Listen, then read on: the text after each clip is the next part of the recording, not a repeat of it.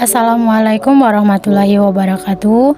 Perkenalkan, nama saya Hesti Puspitasari dengan NIM 2011290090 dari kelas 4C Tadris Bahasa Indonesia, mata kuliah pengembangan bahan ajar.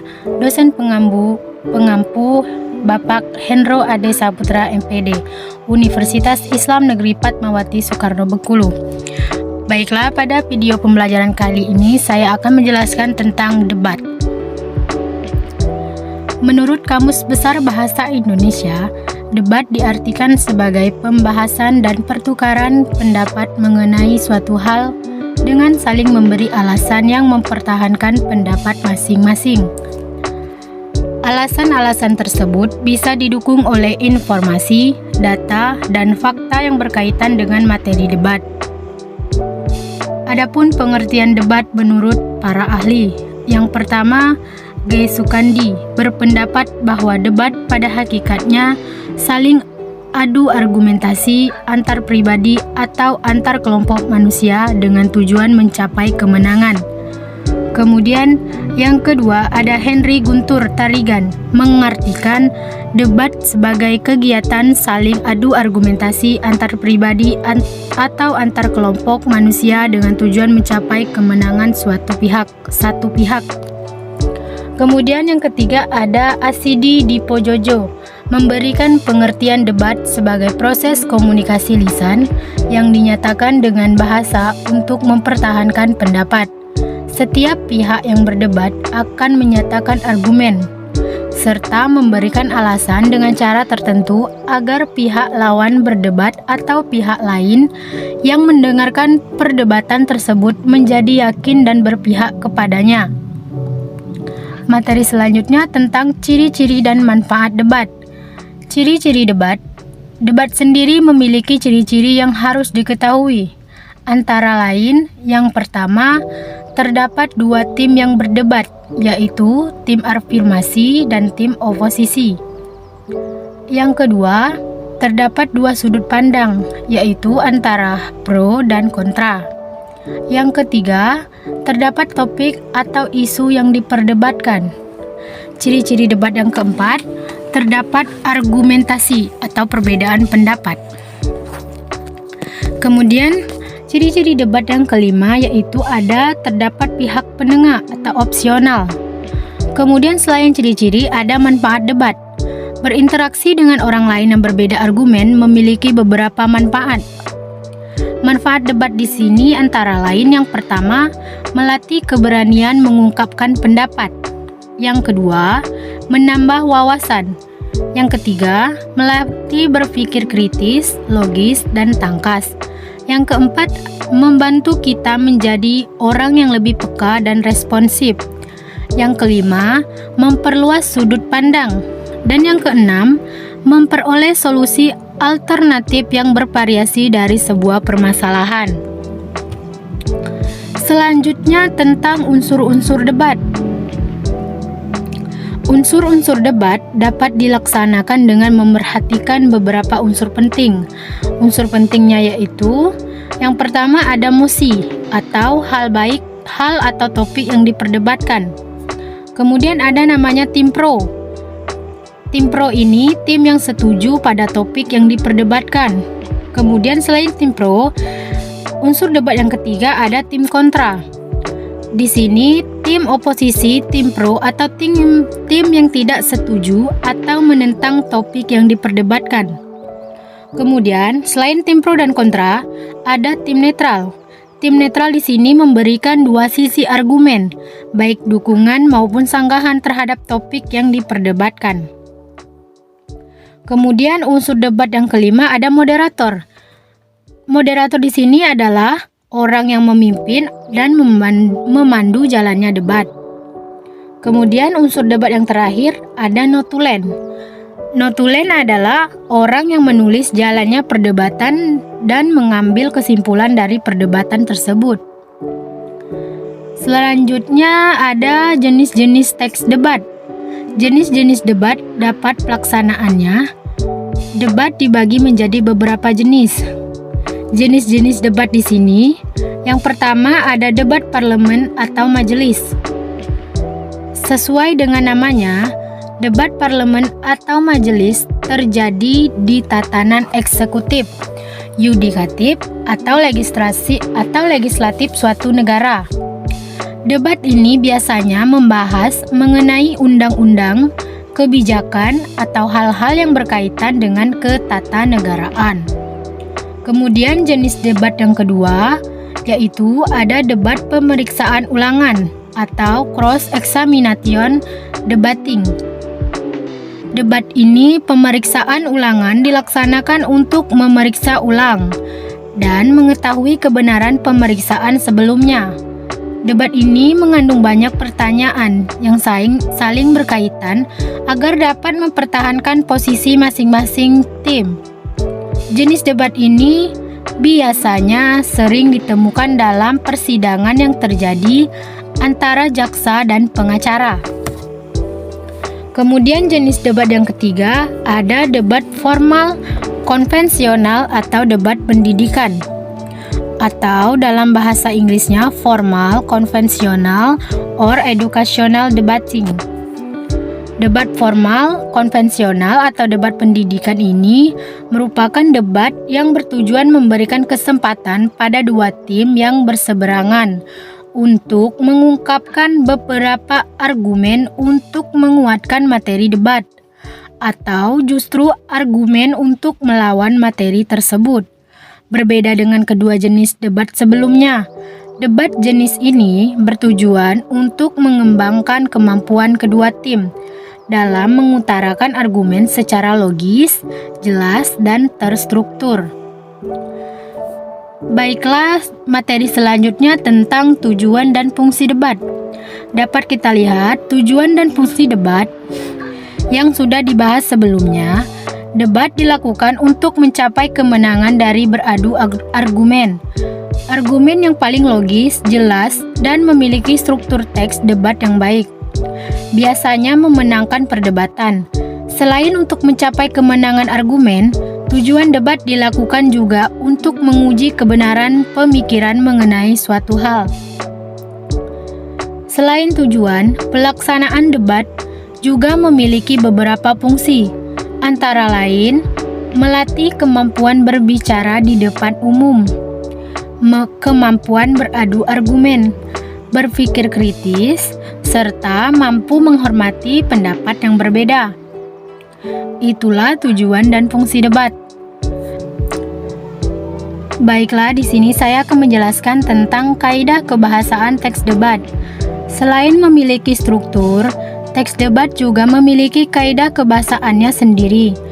Kaidah kebahasaan teks debat tersebut adalah yang pertama, kalimat kompleks atau struktur teks debat biasanya menggunakan kalimat kompleks yang memiliki lebih dari satu struktur atau lebih dari satu kata kerja.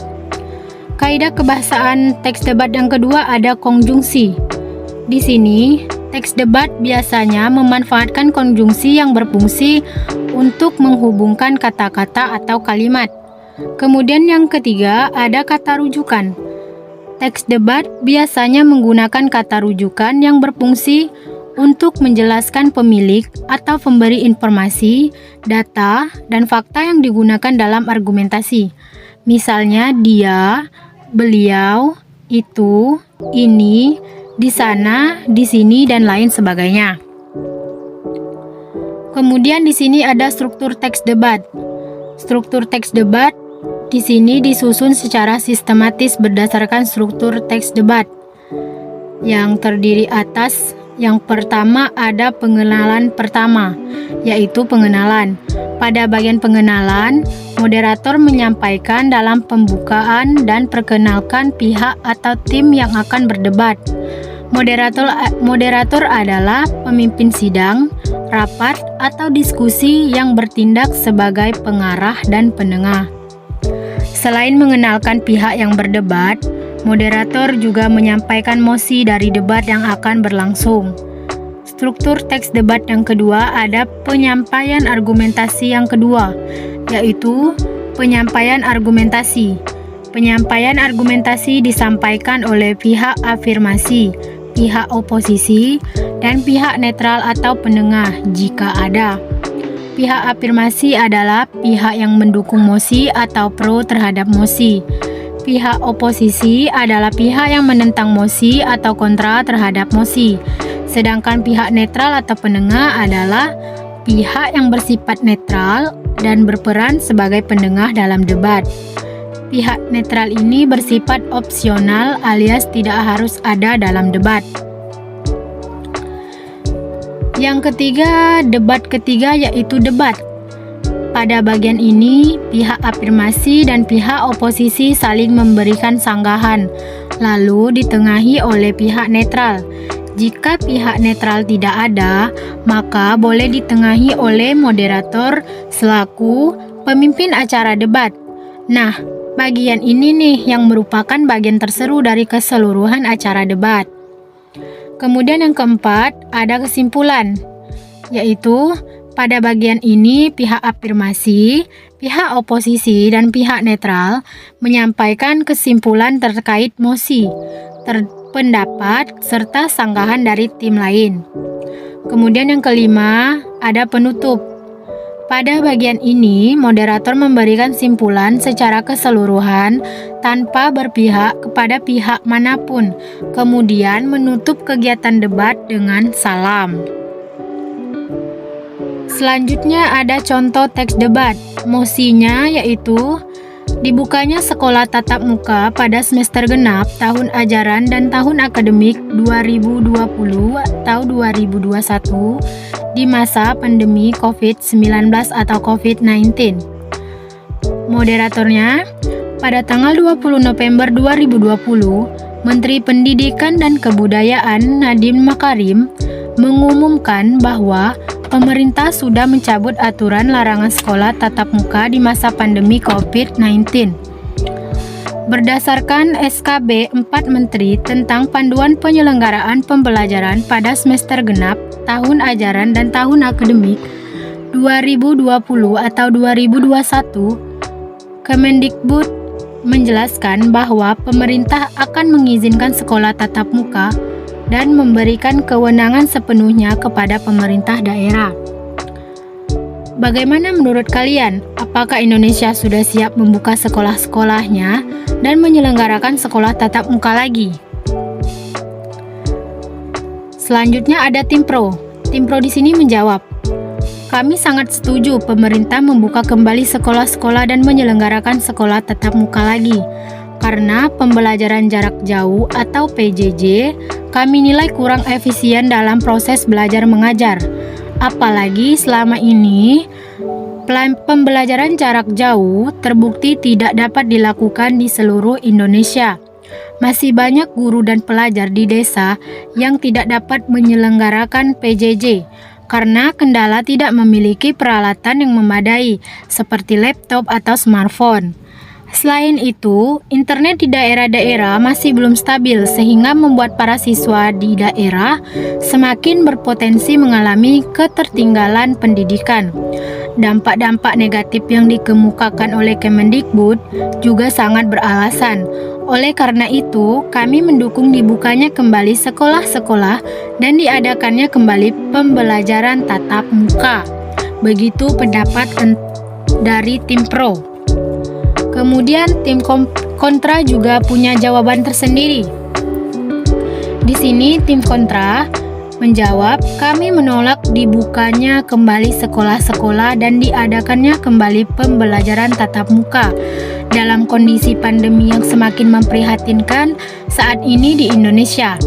Lebih baik rencana pemerintah ini ditunda dulu. Kami khawatir jika pemerintah masih bersikeras membuka sekolah dan mengadakan pembelajaran tatap muka, akan ada banyak klaster baru COVID-19. Memang pembelajaran jarak jauh tidak dapat sepenuhnya dilaksanakan di seluruh Indonesia, tapi kami pikir kesehatan dan keselamatan masyarakat Indonesia jauh lebih penting dibandingkan memaksakan diri untuk membuka kembali sekolah-sekolah. Apalagi data menunjukkan pada tanggal 8 Januari 2021 ada lonjakan kasus baru positif COVID-19 sampai 10.617 kasus. Kemudian ada tim netral. Tim netral di sini bisa menjawab begini. Sebagai tim netral, kami bisa memahami masing-masing argumen dari tim pro dan tim kontra.